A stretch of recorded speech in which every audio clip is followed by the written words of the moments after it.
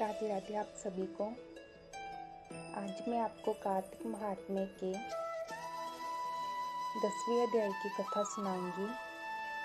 तो शुरू करते हैं 10वां अध्याय। राजा पृथु ने कहा, हे देव ऋषि, आपको नमस्कार है।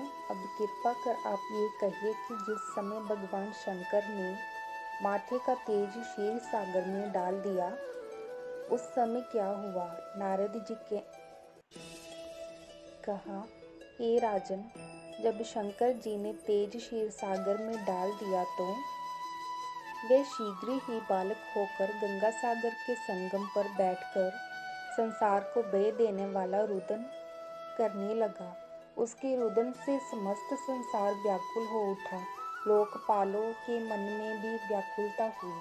अधिक कहने से क्या है, चराचर चलायमान हो गए।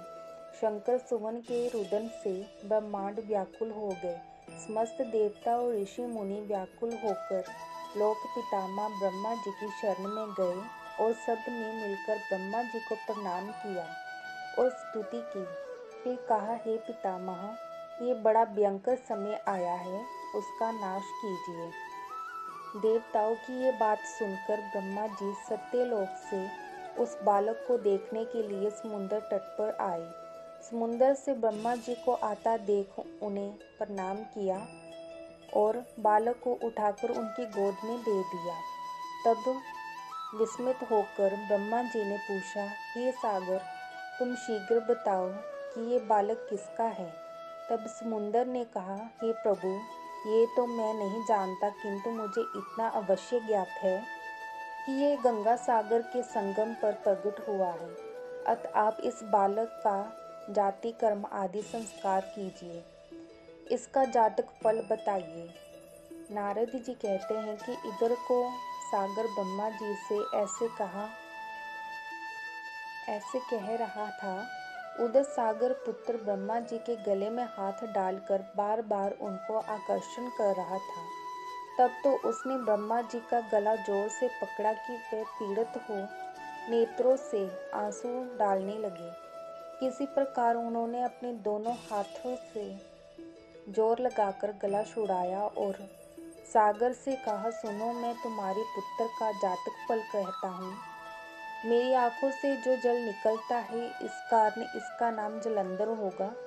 ये पैदा होने के साथ ही तरुण हो गया है। इससे ये सब शास्त्रों का प्रांगत, महापराक्रमी, महावीर, जवान और रणदुर्गम तथा सभी दैत्यों का पारंगत और भगवान विष्णु को जीतने वाला होगा। ये कहीं भी नहीं हारेगा। एक भगवान शंकर को छोड़कर सबसे अवस्थ होगा। जहाँ से ये उत्पन्न हुआ है फिर वही जाएगा। इसकी पत्नी बड़ी पतिव्रता, सौभाग्यशाली, सुंदरी, परम मनोहर, मृदुभाषिनी तथा शील की सागर होगी।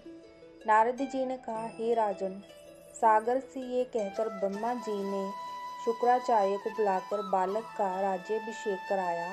फिर अंतर्ध्यान हो गए। अब तो उस बालक को देख सागर बहुत प्रसन्न हुआ और कितने ही उपाय से उसका पालन करके बड़ा किया। फिर कालनेम नामक असुर को बुला उसकी वृंदा नाम की पुत्री से उसका विवाह करा दिया।